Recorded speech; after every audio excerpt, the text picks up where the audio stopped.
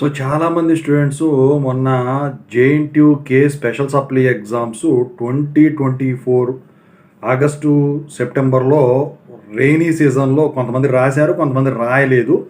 రాసిన వాళ్ళు ఫెయిల్ అయిన వాళ్ళు కానివ్వండి, రాయని వాళ్ళు కానివ్వండి, ఇబ్బందుల వల్ల మరి ఈ ఎగ్జామ్స్ ఎప్పుడు జరుగుతాయి, ఎప్పుడు ఉంటాయి అని చెప్పేసి అడుగుతూ ఉన్నారనమాట. సో దాని గురించి ఇప్పుడు మనం మాట్లాడుకుందాం. ముందుగా అయితే ఇంతవరకు ఈ ఛానల్ సబ్స్క్రైబ్ చేసుకున్న వాళ్ళు ఎవరైనా ఉంటే సబ్స్క్రైబ్ చేసుకోండి, ఈ వీడియోని లైక్ చేయండి, షేర్ చేయండి. మీకు ఏమైనా డౌట్స్ ఉంటే కాల్ మీ 4 ద్వారా కాల్ చేయండి. తెలుగు ఇంజనీరింగ్ ఎడ్యుకేషన్ టెలిగ్రామ్ ఛానల్లో జాయిన్ అవ్వండి. ఇక టాపిక్లో వెళితే ఏంట్రా బాబు అంటే, ఇప్పుడు వచ్చేసరికి జేఎన్టీయూజీబీ ఈ స్పెషల్ సప్లీ అనేది రిలీజ్ చేసింది. జేఎన్టీయూజీబీ విడిపోయిన తర్వాత అయితే జేఎన్టీయూజీబీ ఆగస్టులో కండక్ట్ చేస్తుంది. ఎందుకంటే మన వర్షాలకు బాగా చాలామంది ఇబ్బంది పడ్డారని. ఇక జేఎన్టీయూకే వచ్చేసరికి ఏంటంటే, ఈ నెంబర్ ఆఫ్ క్యాండిడేట్స్ ఎంతమంది ఉన్నారో వాటి క్యాలిక్యులేషన్ పనిలో పడినట్టయితే తెలుస్తూ ఉన్నదనమాట. అసలు ఎంతమంది ఉన్నారు పాస్ అవుట్ వాళ్ళు, ఏ రెగ్యులేషన్ వాళ్ళని పిలిస్తే బాగుంటుందని చెప్పేసి.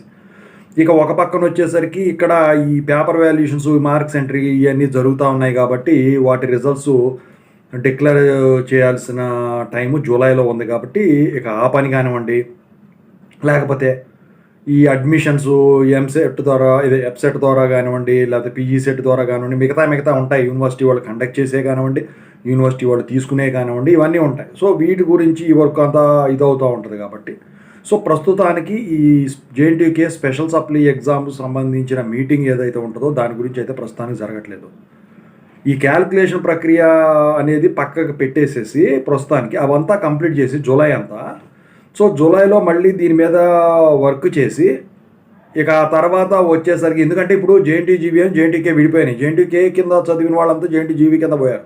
వాళ్ళు పోగా ఇంకెంతమంది మిగులుతారు? ఉమ్మడి రాష్ట్రంలో ఉన్నప్పుడు తెలంగాణ నుంచి వచ్చి రాసేవాళ్ళు ఎంతమంది ఉన్నారు? పోయినసారి ఎంతమంది రాశారు? అసలు ఏ రెగ్యులేషన్ అవాయిడ్ చేసేసేయాలి? ఇవన్నీ క్యాల్కులేషన్స్ ఉంటాయి.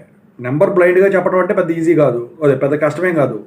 కాకపోతే ఇవన్నీ చూసుకోవాలి కాబట్టి కొంచెం టైం పడుతుంది అనమాట. అయితే నాకు తెలిసిన దాన్ని బట్టి ఏంటంటే, ఈ డిసెంబర్లో మీకు ఏమన్నా ఈ జేఎన్టీయూకే స్పెషల్ సప్లీ ఎగ్జామ్స్ అనేవి జరిగేదానికి మ్యాక్సిమం ఛాన్సెస్ అయితే ఉంటాయి. ఎందుకంటే ఆగస్టులో ఇది అయిపోతే, ఈ ఆగస్టు అయిపోయిన వెంటనే మీకు దీనికి సంబంధించిన నోటిఫికేషన్ అనేది రిలీజ్ అయ్యేదానికి ఛాన్స్ ఉంది. మీరు ఏం చేస్తారంటే, 1-6 సబ్జెక్టులు ఉన్నాడు కానీ ఎక్కువ సబ్జెక్టులు ఉన్నాడు, ప్రిపరేషన్ అనేది రోజుకు ఒక టాపిక్ లెక్క నోట్స్ ప్రిపేర్ చేసుకుని ఉంటే ఆ టైంలో చూసుకోవడానికి చాలా ఈజీగా ఉంటుంది. ఇంతకుముందు మీరు ఏదైతే తప్పు చేశారో అది రిపీట్ చేయకుండా మీరు ఇక్కడ ఫాలో అయినట్టయితే మీకు పాస్ అయ్యేదానికి చాలా ఛాన్సులు ఉన్నాయి. మీకు టిప్స్ వీడియోస్ కావాలన్నా, సబ్జెక్ట్ పరంగా కావాలన్నా ఈ ఛానల్లో చాలా ఉన్నాయి, మీరు వాటిని ఫాలో అవ్వచ్చు.